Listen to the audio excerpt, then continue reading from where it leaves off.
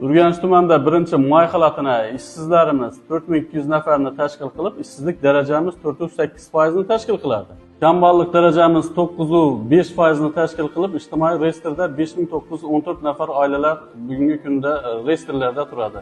O'zbekiston Respublikasi Prezidentining 2026-yil hududlarni yangicha yondashuv asosida rivojlantirish orqali aholi daromadini oshirish, barqaror ish o'rinlarini yaratish hamda kambag'allikni qisqartirish chora-tadbirlari to'g'risidagi PK49 sonli qarorlarga asosan Urganch tumanida 2026-yil birinchi chorak davomida doimiy ish o'rinlari 550 nafarni, aholi daromadini oshirish yo'nalishida 5063 nafarni, sayodan chiqarish yo'nalishida 1715 nafarni yangidan ish o'rinlari yaratilgan. Bundan tashqari, voucherlar asosida ishsiz aholimizni kasb-hunarga o'qitish, xorijiy tillarga o'qitish orqali Mana markazda 101 nafarni, Koyka o'quv markazida 20 nafarni, Qurilish texnikumida 15 nafarni, Data o'quv markazida 20 nafar, Urganch IT parkda 20 nafar ishsiz aholimizni kasb-hunarlarga, xorijiy tillarga bugungi kunda o'qitildi.